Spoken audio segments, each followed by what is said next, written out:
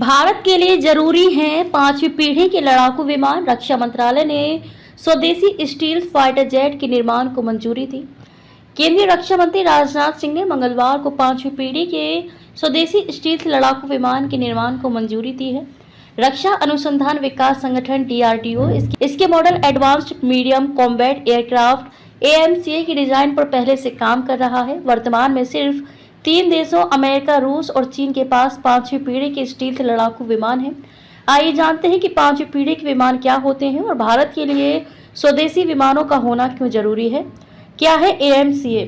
भारत का पहला 5वीं पीढ़ी का लड़ाकू विमान सिंगल सीट और 2 इंजन वाला होगा। ये एडवांस्ड स्टील कोटिंग और इंटरनल वेपन बेज से लैस होगा। इंटरनल वेपन बेज में लगाए गए हथियार बाहर से दिखते नहीं हैं। अमेरिका के F-22 और रूस के Su-57 लड़ाकू विमान में ये फीचर्स हैं।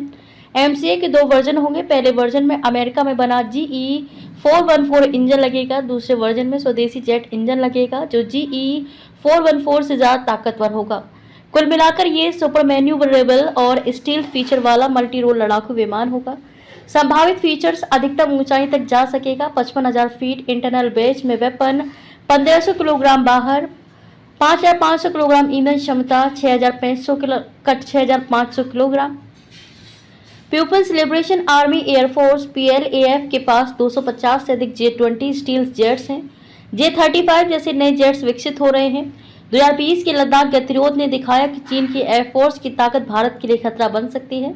पाकिस्तान चीन से जल्द ही J-35 लड़ाकू विमान हासिल करने की योजना बना रहा है।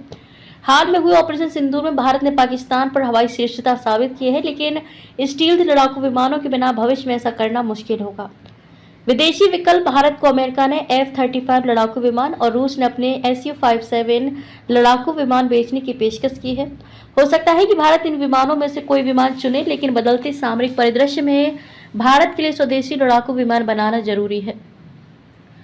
अमेरिका अपने हथियार और प्लेटफॉर्म के साथ कई तरह की शर्तें लगाता है। वहीं यूक्रेन के साथ युद्ध में फंसे रूस की रक्षा आपूर्ति की क्षमता भी सीमित हो गई है। ऐसे में भारत रक्षा के क्षेत्र में आत्मनिर्भरता हासिल करने के लिए पूरा प्रयास कर रहा है। कावेरी प्रोजेक्ट: कावेरी इंजन भारत का एक स्वदेशी टर्बोफैन जेट इंजन है। इसे gas turbine research establishment GTRE द्वारा DRDO के तहत विकसित किया जा रहा है। इसकी शुरुआत 1980 के दशक के अंत में हुई थी और इसका मुख्य उद्देश्य स्वदेशी लाइट कॉम्बैट एयरक्राफ्ट LCA तेजस को शक्ति देना था। रक्षा क्षेत्र में देश को आत्मनिर्भर बनाने की दिशा में एक महत्वपूर्ण कदम। भारत का ये महत्वाकांक्षी प्रोजेक्ट देश को रक्षा क्षेत्र में आत्मनिर्भर बनाने की दिशा में एक महत्वपूर्ण कदम है। स्टील्थ UAV को देगा ताकत। 1980 के दशक में शुरू की गई विदेशी इंजनों पर भारत की निर्भरता को कम करना था, लेकिन भारत के 1998 के परमाणु परीक्षणों के बाद प्रतिबंधों के कारण इसे थ्रस्ट की कमी, वजन संबंधी मुद्दों और देरी जैसी चुनौतियों का सामना करना पड़ा।